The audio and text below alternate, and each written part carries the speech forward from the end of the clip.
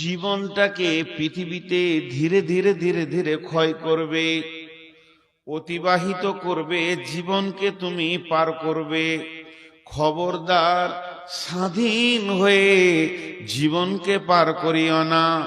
তুমি পরাধীনতা অবস্থায় তুমি অধীনস্থে জীবন কাটাবে, তোমার স্বামীর অধীনস্থে জীবনকে কাটাবে।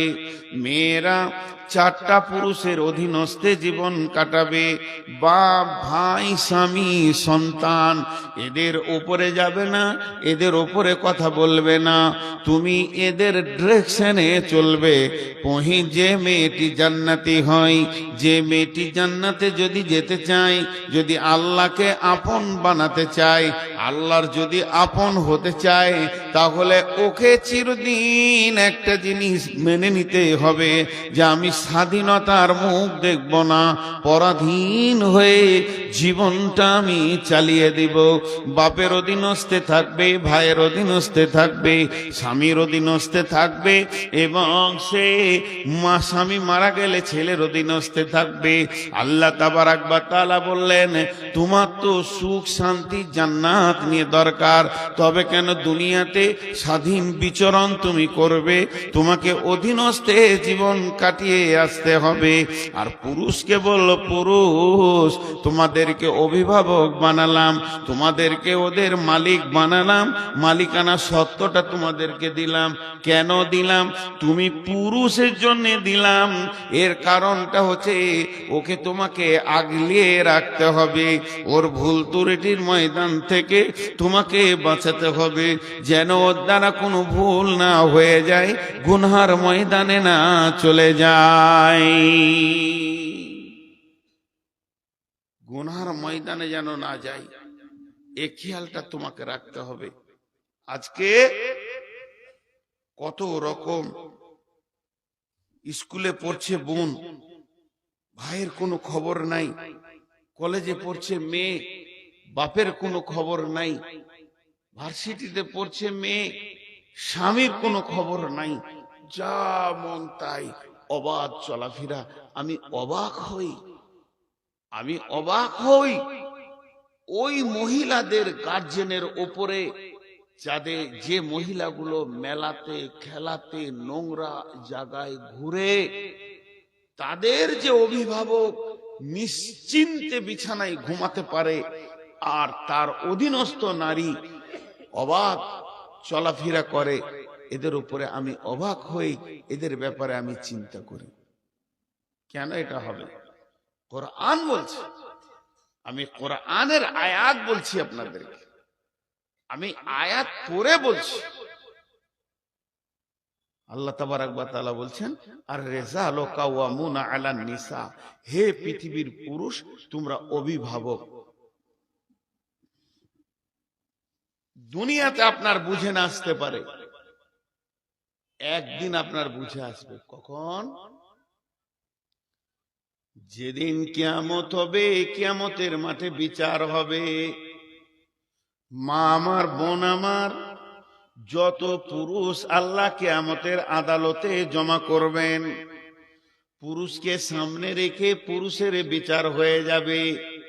কিন্তু যখন কোনো মেয়েকে আদালতে তোলা হবে, কাঠগড়ায় তোলা হবে, তার গুনহার ব্যাপারে যখন তাকে প্রশ্ন করা হবে, তখন মেয়েটি একা কাঠগড়ায় যাবে না, ওর সঙ্গে চারটা পুরুষকে রাখা হবে। বাপকে রাখা হবে, ভাইকে রাখা হবে, স্বামীকে রাখা হবে, সন্তানকে রাখা হবে। আর মেয়েটি যার পিরিয়ডে, যার জামানায় গোনা করেছে, ওই পিরিয়ডে ওই জামানার লোকটাকে দাঁড় করিয়ে তার হিসাব নেওয়া হবে। তোমার অধীনস্থ মেয়ে কেন জালসায় গিয়ে অপর পুরুষের কাছ থেকে বাদাম খেয়েছে, কথা বলেছে, এটাও জেনা, এটাও কাবিরা গুনাহ। জবানের জেনা, চোখের জেনা, হাতের জেনা, পায়ের জেনা, শরম গায়ের জেনা, মগজের জেনা, মগজের জেনা। এখানে একটা মেয়েকে প্র্যাকটিক্যালে শরম গা দেওয়া হলো না, কিন্তু মেয়েটার সাথে কথা বলা হলো, হাত ধরা হলো, কথা বলা হলো, সবগুলো জেনাতে পরিণত হবে। তো ওই প্রশ্ন যখন করা হবে, মেয়েটাকে তুমি 27 ডিসেম্বর জালসাতে গেছিলে লালগোলা, আর অবাধ চলাফেরা করে জালসা না শুনে 3টে ছেলের সঙ্গে গল্প করেছো, কেন করেছো? এই কথাটা ওকে জিজ্ঞেস করার সঙ্গে সঙ্গে মেয়েটির বিয়ে হয়নি, বাপ আর ভাইকে দাঁড় করিয়ে বলা হবে, তোমার মেয়েটার, তোমার বোনটার বয়স চলছিল রানিং 17 থেকে 18 বছর, আর এই অবস্থায় তুমি জালসা শুনতে পাঠালে কেন?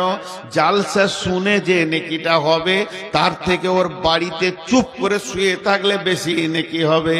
এই অবাধ বেলামিশার থেকে ওর অত নেকি দরকার নাই। তুই বাড়িতে পড়ে থাক, তুই একটা কিতাব পড়, তোকে তৌহিদের কিতাব দিব, হাদিসের কিতাব দিব। মেয়েদের জালসা শোনা রাত্রিবেলায়, গভীর রাত্রিতে এসে ঘর থেকে বেরিয়ে দরকার নাই। এই যে প্রশ্নগুলো করা হবে, তখন বাপ ভাইকে প্রশ্ন করা হবে। স্বামীর জামানায় সে স্বামীকে বুঝিয়ে চলে এসেছে, কিন্তু অন্যজনের সঙ্গে পরকীয়ায় লিপ্ত হয়ে গেছে বা কোনো গুনাহ করেছে, স্বামীকে দাঁড় করানো হবে। ওই 4 জনকে একসঙ্গে গলাতে বেঁধে দিয়ে আল্লাহ জাহান্নামে ভরবেন। আর রিজাল কাওয়ামুনা আলান নিসা। এত সহজ জিনিস লয়। আমার গাড়িটা রাস্তায় চলছে, একটা ছেলে মোটর বাইক নিচে সামনে লাগিয়ে দিল। ওই তুই লাগালি কেন? কথাটা বুঝার চেষ্টা করেন। ওই তুই লাগালি কেন? জি আমি সাইড দিয়ে যাচ্ছিলাম। কাঁচটা তো ভেঙে দিয়েছিস তুই, গাড়ির কাঁচটা ভেঙে দিয়েছিস, একটু ধৈর্য ধরেন, এটা বুঝেন, আমি উদাহরণ দিচ্ছি। পাড়া পাড় 3টের গালে মেরে দিলাম। ও মনে মনে ভাবছে মারবি মার গা, কাঁচ তো ভেঙেছি, টাকা লাগলো না। ও চলে গেল, আমিও চলে গেলাম। ও কোথাকার আমি জানি না, আমি মুরব্বী বলে কিছু বলেনি, আমার দাড়ি পাকা। ও ইয়ং ছেলে, এই উত্তাল বয়স 16-17, লেগগাটা লেগে গিয়ে কাঁচটা ভেঙে গেছে। এবার আমার মন আমাকে বলছে, তুই তো 3 চর মেরেছিস, ওইটা কি তোর হক আছে? কাঁচটাও ভেঙেছে তোর গাড়ি, তোর ড্রাইভারও হ্যান্ডেলটা এদিকে করেছিল। আল্লাহর আদালতে এই বিচারটা যখন হবে, তো তখন দেখা যাবে যে জেরক্স বেরিয়ে আসছে, কাগজ রিজাল্ট, যে আমার ড্রাইভার ডান দিকে হ্যান্ডেল কাঁপিয়েছে বলে ভেঙেছে। তাহলে তো মরকর হক রাখে না। এই বিচারটা যদি হয়, তাহলে আমার মারাটা ভুল হয়েছে, আমারটা ভুল হয়েছে। কিছুদিন আগে আমার ট্রাকে বাম দিক ডান দিকটা ঘষে চেঁচে নামিয়ে দিল। ড্রাইভার খুব বকছে, ট্রাকওয়ালা ভয়ে দাঁড়িয়ে গেছে, টুঙ্গি দিঘিতে একবারে দিনাজপুরে, ইয়ং ছেলে। আমি নামলাম, নেমে বললাম তোমাদের বাড়ি কোথায়? তো বলছে ইসলামপুর। লে মজা, ইসলামপুর আমি পড়েছি। কার গাড়ি গো? তো যার গাড়ি ওকে আমি মামা বলি। ফোন লাগাও তো। ফোন লাগানো, মামা আপনার গাড়ি যে আমার গাড়িকে চেঁচে দিয়েছে গো, কোন ঠেরে বেটা, এখানে তুই দিয়ে। আমি ড্রাইভারকে বললাম, এটা কিয়ামতের দিন বিচার হবে রে, তোর দোষ না ওর দোষ, তোর দোষ না ওর দোষ, সেটা কিয়ামতের দিন বিচার হবে। ওদিন বললাম চলে যাও, শিলিগুড়ি যাচ্ছিল, যা করার মালিকের সঙ্গে বুঝবো, পরে দেখা করে। হাসছে, বলে